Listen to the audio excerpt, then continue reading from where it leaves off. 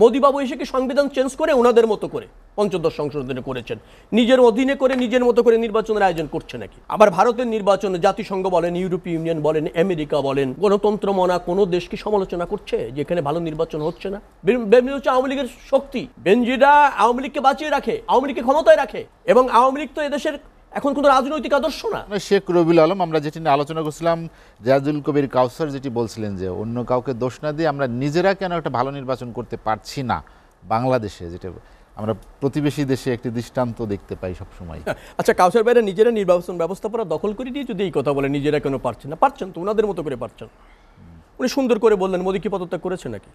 আচ্ছা, 96-এর আগে কি ভারতের প্রধানমন্ত্রী পদত্যাগ করে নির্বাচন হতো নাকি?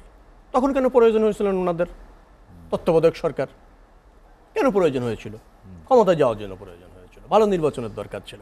আর ক্ষমতায় যাওয়ার পর তত্ত্বাবধায়ক সরকার বাতিল করে দিয়ে নিজেদের মতন অধীনে নির্বাচন করা।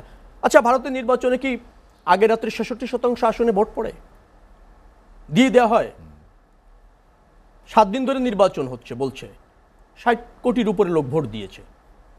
সেখানে নির্বাচন কমিশনের প্রতি মানুষের আস্থা আছে, আইন শৃঙ্খলা রক্ষাকারী বাহিনীর উপর আস্থা আছে।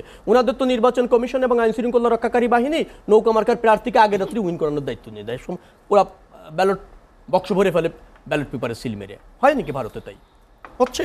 শতভাগ ভোট পড়ে নাকি ভারতের নির্বাচনে? আপনি আমাকে বলেন তো। তারপর ধরেন বিরোধী দল কয়টা আসন পাবে সেটাকে মোদী সাহেব ঠিক করে দিয়েছে নাকি? যেটা উন্ডা করেছেন এই দ্বাদশ জাতীয় সংসদ নির্বাচনে, এটা করেছেন নাকি? বিরোধী দল কে হবে? আচ্ছা, তারপর হচ্ছে নির্বাচনকালীন সরকার দল কয়টা দায়িত্ব পেতে পারে, কারা কারা কয়টা ভাগ করবে স্বতন্ত্র, এই কাজটা কি ভারতে ঘটে নাকি? আরেকটা কথা আমি আপনাকে বলি, যেটা খুব লাগবে আপনার, যে নির্বাচন ব্যবস্থাপনা তো আমাদের সেটেল ছিল, তাই তো? 91, 96, 2001, 2008 সেই প্রক্রিয়ার উপর নির্বাচন হচ্ছিল। মোদিবাবু এসে কি সংবিধান চেঞ্জ করে ওনাদের মতো করে পঞ্চদশ সংশোধনী করেছেন, নিজের অধীনে করে নিজের মতো করে নির্বাচনের আয়োজন করছে নাকি? আবার ভারতের নির্বাচন জাতিসংঘ বলেন, ইউরোপীয় ইউনিয়ন বলেন, আমেরিকা বলেন, গণতন্ত্র মনা কোনো দেশ কি সমালোচনা করছে যে এখানে ভালো নির্বাচন হচ্ছে না? উন্ডা যেটা করছেন, বাংলাদেশের নির্বাচনী ব্যবস্থা উন্ডা দখল করে নিয়েছেন, ধ্বংস করে দিয়েছেন, একদলীয় শাসন, একদলীয় রাজনীতি কায়েম করছেন।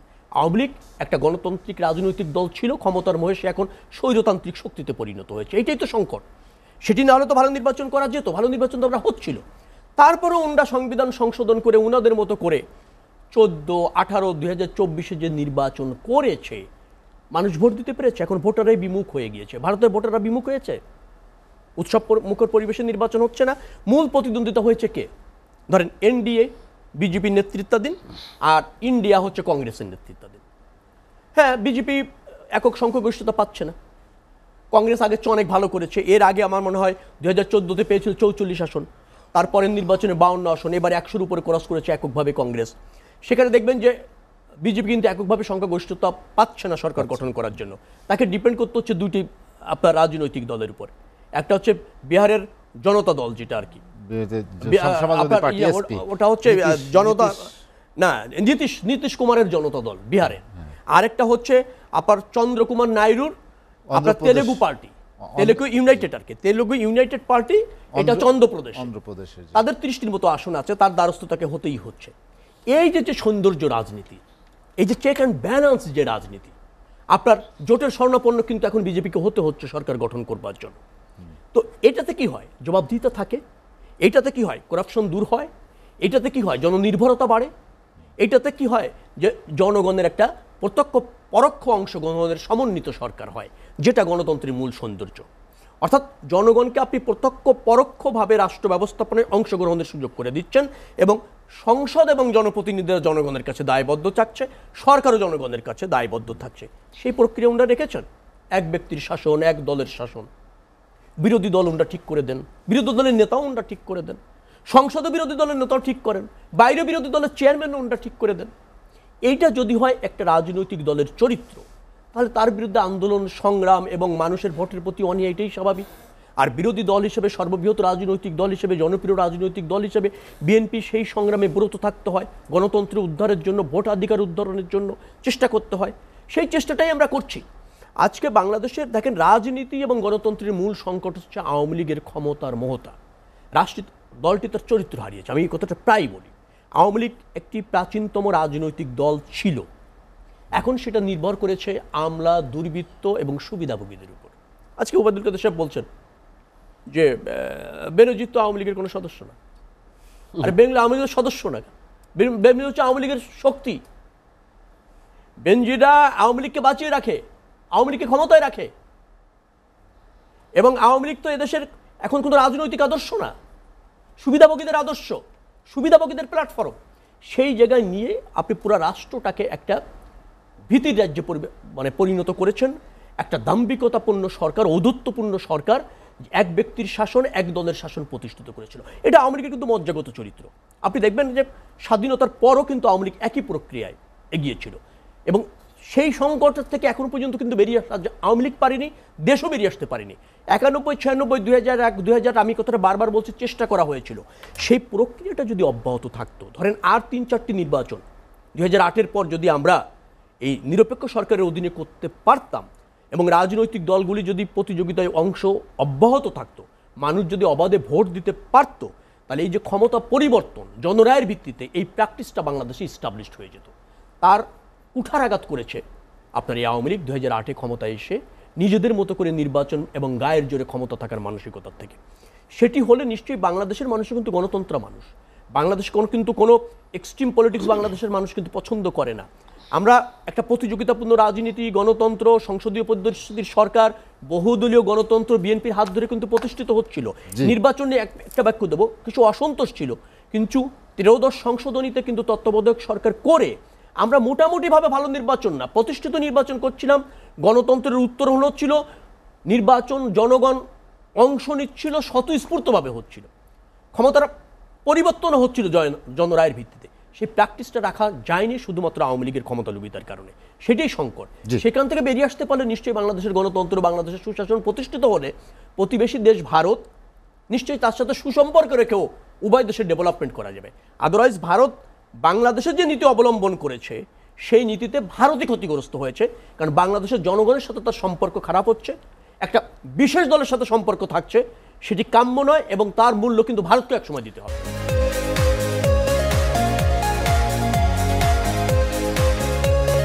শেখ রবিউল আলম, আমরা আলোচনা শেষ করব। ভারতের নির্বাচন নিয়ে কথা বলছিলাম, একটি বিষয় আপনার কাছে যেটি জানতে চাই, সেটা হচ্ছে ভারতের বিষয়টা সবচেয়ে বেশি রাজনীতির আলোচনায় আসে কেন? কারণ এই সরকারকে চীনও সমর্থন দিয়েছে, রাশিয়াও সমর্থন দিয়েছেন, আপনি জানেন। তাদের বিষয়টা কিন্তু এভাবে আলোচনা আপনারা করেন না। এটা কি শুধুমাত্র কি ভারত বিরোধী রাজনীতির অবস্থান থেকে? না, চীন রাশিয়ার সমর্থনটা আর ভারতের সমর্থনের মধ্যে পার্থক্য রয়েছে। ভারতের সরাসরি হস্তক্ষেপের মতো ছিল, আর চীন রাশিয়ার একটা নৈতিক সমর্থন ছিল। কারণ চীন রাশিয়ার তো আর গণতন্ত্রে বিশ্বাস করে না, তাদের আভ্যন্তরীণ গণতন্ত্র নাই, তাদের পারপাস সার্ভ করে এরকম একটা সরকার থাকলেই তারা হয়, এইভাবে ভাবে।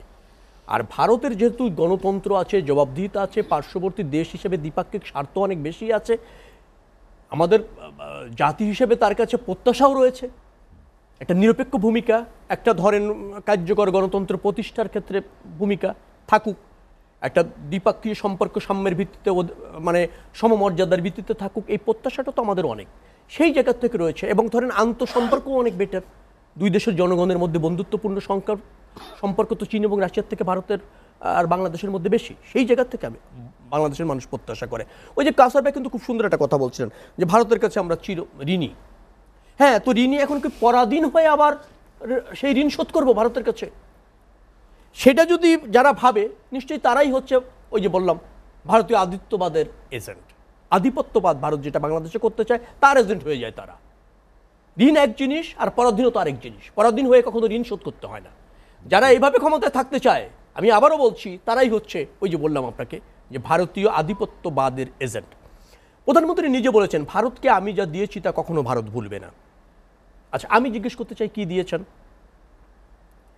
আমি নিশ্চিত আপনি জাতীয় স্বার্থ বিসর্জন দিয়েছেন। আচ্ছা, জাতীয় স্বার্থ বিসর্জন যদি না দিয়ে থাকেন, দেওয়া এবং পাওয়া সেই জায়গার থেকে তো ভারতের অবস্থা আমাদের চেয়ে উন্নত, আমাদের চেয়ে শক্ত, আমাদের চেয়ে বেশি ভারত সক্ষম। তাহলে আমরা অক্ষম হয়েও বেশি দিলাম, আর ভারত সক্ষম হয়ে কি দিল তা তো বলেননি।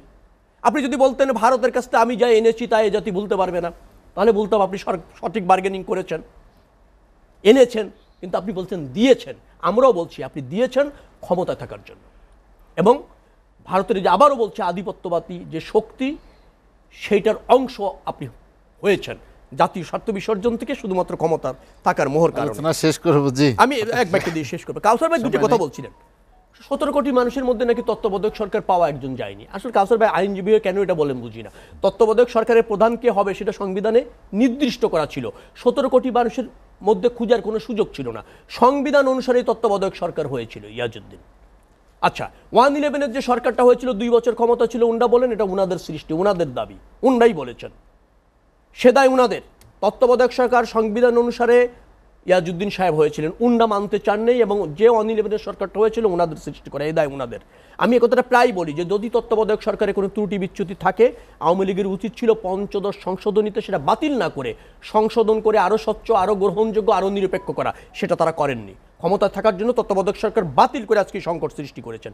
দ্বিতীয় একটা কথা বলি, 15 ফেব্রুয়ারি নির্বাচনে বলেছেন না এটা প্রয়োজন হতো না যদি উনি মানে আওয়ামী লীগ উনাদের তখনকার পছন্দের এবং জোটের জামাত আর এখনকার যারা সঙ্গী জাতীয় পার্টি এক হয়ে পদত্যাগ যদি না করতেন, তাহলে তত্ত্বাবধায়ক সরকারের জন্য 15 ফেব্রুয়ারি নির্বাচন প্রয়োজন হতো না। 2/3 মেজরিটির জন্য 15 ফেব্রুয়ারি নির্বাচন করতে হয়েছে এবং তার ভিত্তিতে 13 সংশোধনী করে তত্ত্বাবধায়ক সরকার করতে হয়েছে। ওটা ছিল জাতীয় প্রয়োজনে এবং গণতন্ত্রের স্বার্থে, যেটা বিএনপি উদারতা দেখে করিয়েছে। তার কাছে ক্ষমতা দিয়ে বিএনপি কিন্তু নির্বাচন করেছে, বিরোধী দলে গিয়েছে, 119 আসন নিয়ে। এটাকে বলে শেখ রুহুল আলম, আপনাকে অসংখ্য ধন্যবাদ। হাতে সময়